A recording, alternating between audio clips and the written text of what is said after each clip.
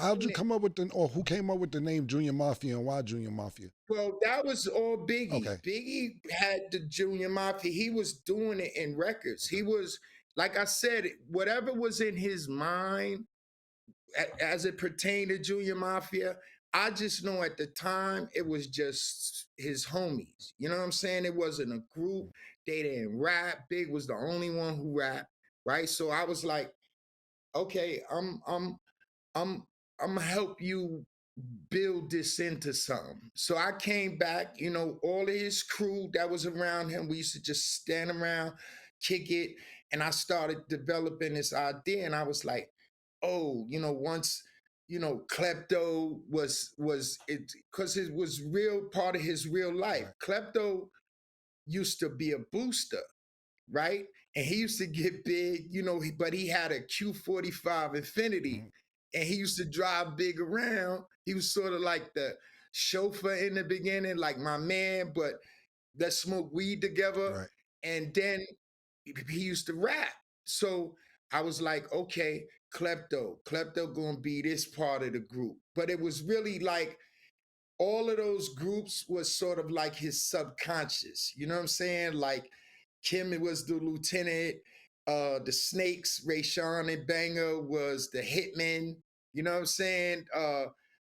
Cheek Delvey, the Sixes, they was just this wild party because C's was a part of the Sixes. They was just on some wild, young, balling out, having fun type shit. You know what I'm saying? And Klepto was the nigga that was the hustler, you know what I'm saying? The thief, you know, so it was this real big concept. And it was crazy because there was the original idea. I had made a movie poster.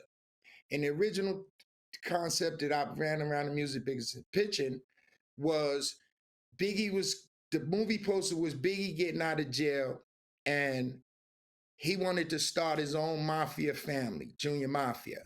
And but he had to sit down with all of the other families, which was Dr. Dre and the Dog Pound, Scarface and the Ghetto Boys, Luke and Two Live Crew, and then it was who I forgot what the other group was, but he was going to sit down with all of them and ask permission.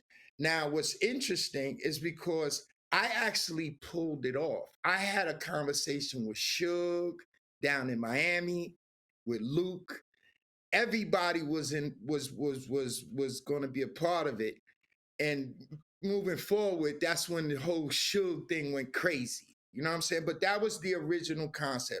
Nas was a part of I wanted Nas to be a part of the group so bad. You know what I'm saying? Like we was all Foxy, all of us was in the hood at the same time.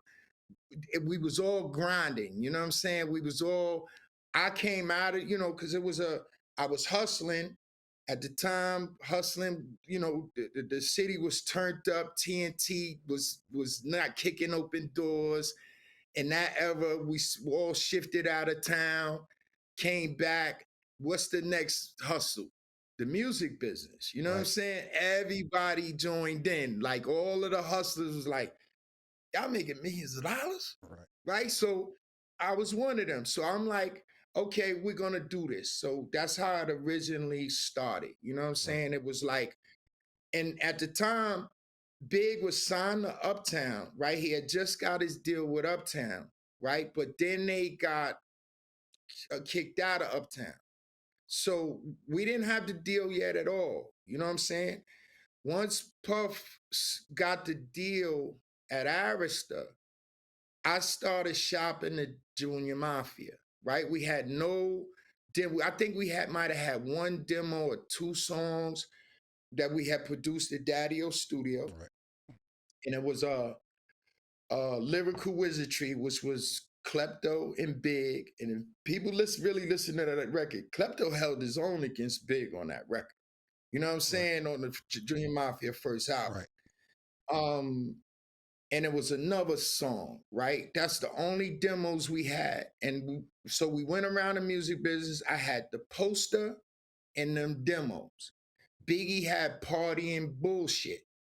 So as Puff was just got the deal, I met with Arista Clive Davis. He said, yo, I love the concept, right? I just gave Puff a lot of money. Do the deal with Bad Boy, right? So Big was like, nah, we're not gonna do it with Bad Boy, but just take the meeting, Right. right? So I said, okay, I'll go take the meeting, right? So next thing you know, I go take the meeting. The movie that I wrote and directed called The Perfect Holiday, there's a scene with Charlie Murphy in this conference room listening to Cat Williams, trying to get him to focus on his demo tape, his new Christmas Yeah, album. I seen it. Yeah, And I know what you're talking Charlie's about. getting his nails done, and he got all of the stylists. That's exactly what Puff did to me in that meeting. Wow. I'm telling you verbatim, nigga. He was looking at me like I was an alien. Right. Like, nigga, I just got $40 million. Who are you? Right. And how you in here telling me Biggie's gonna be this, his group's gonna be this? You know, I'm doing the show. Right. Right? He like, who the hell are you, nigga? This Biggie's my artist. Right? So Big's like, fuck it, don't worry about it. So we go around. I stopped off at Russell. I used the word sex symbol. Big's gonna be a sex symbol. Russell was like, that big black ugly motherfucker. Heavy D's a sex symbol, nigga. Right. I was like, you don't know this guy. I seen this guy. You don't know. He's charming. He's this.